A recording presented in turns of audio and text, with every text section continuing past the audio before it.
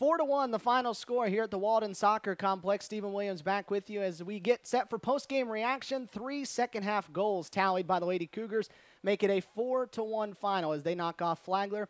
And right now I'm joined by Emily Husted. Emily, 2 goals for you today, your 3rd and 4th of the season. Take us through the first one in the 23rd minute. It was a great ball by Kayla Brown. She got around the corner, good hustle, and placed it right in front of me, and I was just in the right spot at the right time. And then in the second half, you get things going again. In the 60th minute, you get another pass in the center. Take us through that one. The ball was bouncing around a lot. Shelby got a great ball in, and I just, once again, was by the front post and knocked it in. So it was great teamwork by the ladies out there. You look at it, 6 straight wins for you all now, 11 out of 12 to start this season. What was it today that you thought you all did really well to help you pick up this one? I think we did a really good job of, swinging the ball from one side of the field to the other, just keeping possession, being patient, and we just communicated well and played well today. Well, a pair of goals for you, a 4-1 victory. Congratulations. Thank you. We'll let Emily slide on out of here and let Blakely Heideman, freshman defender for the Lady Cougars, slide on in here. Blakely, you look at it, 4-1 the final in this one. You all gave up a goal for the first time in 6 matches there in the first half, but then stifled up there for the rest of it. What was it like having to regroup after that, and what were some of the keys for you all? We've been working on really playing the full 90. We talked about that before going in, so right away we did not put our heads down, and because that can really kill a team, but we worked on keeping our heads up and playing full 90 the whole time, so that helps out. When you look at it, you're here as a freshman, you started every game, you play pretty much every minute there on the back line until some of the final minutes of these games. What's it been like stepping in your first year and playing for a team that's as good as CSU is and playing such an important role?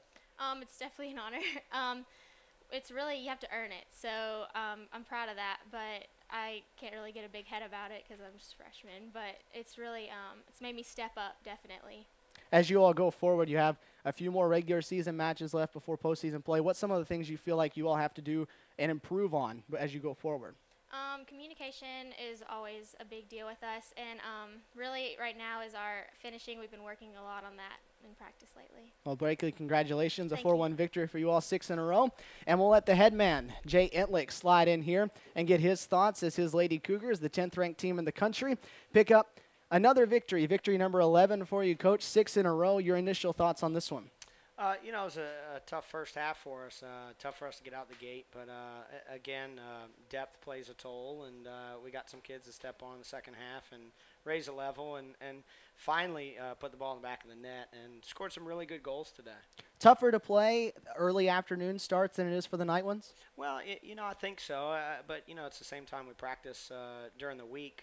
I think the big thing is we had an extensive layoff and gave the girls a little bit of extra rest. We thought that would be helpful, but maybe that hurt us a little bit because we weren't very sharp in that first half. But once we got going, I felt really comfortable once we got that second goal and, did well in the second half for sure. But, again, I'm still striving to put 90 minutes together. I don't think we did that today. What were the adjustments that were made for you at halftime that led to the 3 in the second half? Well, we talked at halftime about taking care of our chances, getting in the right spots in the box, and getting players to that near post, which Emily Husted did. But we also talked about changing the point of attack and moving the ball and being a little bit more patient. And we've talked all week. I know this is a tennis term, Stephen, but I hang out with the tennis coach, Evan Isaacs, a lot, and talk about unforced errors. And against Georgia Southwestern, we had about 27 or 28 unforced errors. And so our goal today was to limit that, almost cut it in half. Now, we're not going to be perfect, but if we could limit the unforced errors, we'll have a lot more success, and we did that.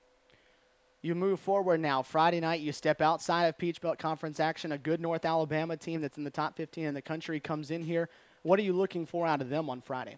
Well, it's always fun to play a team that's nationally ranked and not have the pressure of having it be a conference opponent. But again, it's an opponent where we can see where we're at in the national picture, and a lot of fun. Friday nights are great times to play here at CSU, and we've actually challenged the Greek organizations on campus to come out, and I will personally buy hot dogs, chips, and a drink for the fraternity or sorority that sends the most fans out.